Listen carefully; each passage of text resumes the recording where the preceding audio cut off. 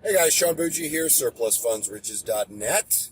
Thank you for taking a look at this video. Today we're going to talk about communication.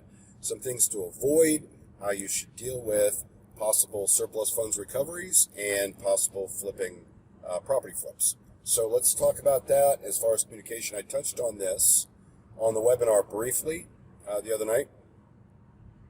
But I think I need to go in a little more detail because of some of the recent things I've seen, both with emails coming in and deals that we're handling. First and foremost, guys, speak plainly. If it has 3 syllables, it probably has no room in your communication, okay? And don't add, good Lord, I've got a young lady who, when she sends emails to me, I'm asking about the said webinar, which was supposed to happen on the said date of May 19th, which was covered in the said material. Knock it off. Knock it off. Speak plainly. And listen, when I'm going through this, I want you to understand something. I don't speak for everybody. I certainly don't pretend to do that. However, before I put a video like this together, I will talk to other individuals. I have a lot of friends that own their own businesses, do extremely well, very successful people. When we sit down to talk about things, anything, we speak plainly, okay? And also know your audience. It's okay for you to say things like ROI, right? Return on investment, that type of thing, DTV, debt to value. It's okay to say things like that if you're talking to another person in that industry, in that room. Don't throw that out. You're not helping yourself. Speak plainly, okay? And don't say things like, be very specific, okay? Don't say things like, yes, Mr. Johnson, I'm going to make you a good offer. No, Mr. Johnson, I'm offering you, given what you've told me as far as the condition of the property and the fact that we can't get into it, I'm offering you X amount of dollars. I can probably do better if it's in as good a shape or better as what you described, if we can get pictures and I can get somebody in that property. But if what you're saying is true, I have to assume it's the worst case of what you said was true. I can offer you X dollars. That's it, okay? Speak plainly, but be very specific. Not, I can close quickly. I can close in 14 days. Now, the other side of this, and I've said this before, anybody that's ever watched Star Trek, you know who Scotty is, right? So, when the Klingons are attacking, and they've lost the warp drive, okay, Captain Kirk goes to Scotty and says, hey,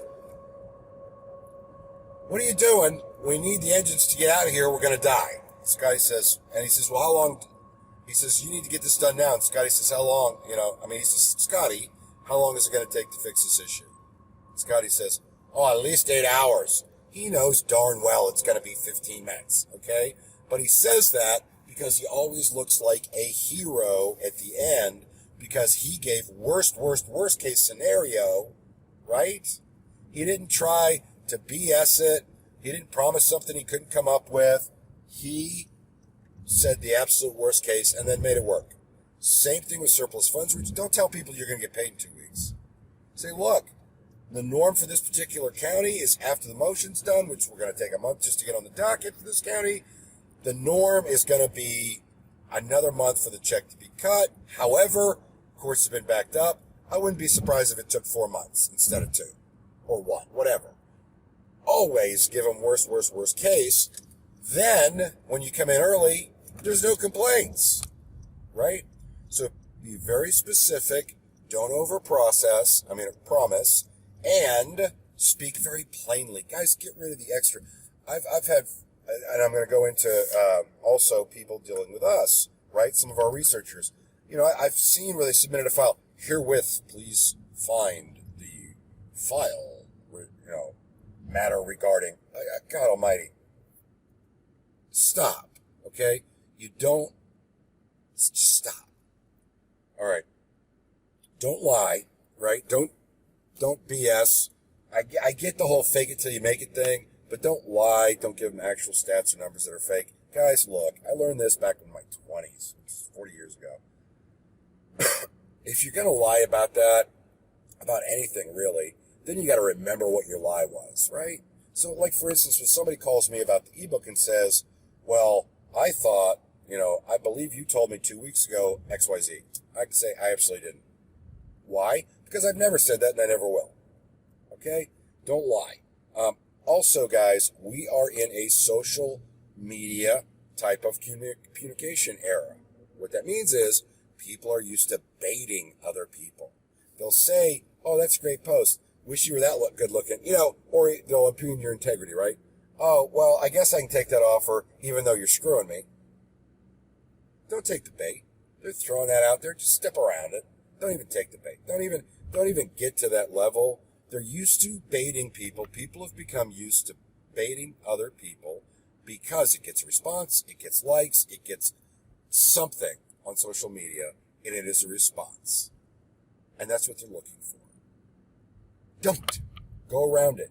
And guys, if they're going to call you names or whatever, just, hey, listen, I get where you're coming from. I get that you're upset. I respect that. I always say I respect that. It's true. I respect it, However, I don't think we're a good match. Okay? So I appreciate your time. If you change your mind, you want to take my offer, give me a call. I'm going to go ahead and just go now. Thank you. Goodbye. Click. Always say goodbye so that they can't say you hung up on them, because that's the other, oh my gosh, I've been so abused by this guy. Come on. Always say bye. Walk away if they're not willing to take it. I don't play the game where I go in low, I come in higher. I will ask what they think it's worth just to ascertain, this is if I'm flipping a property, ascertain if we're in the same universe for offers, and then I'll go from there, okay?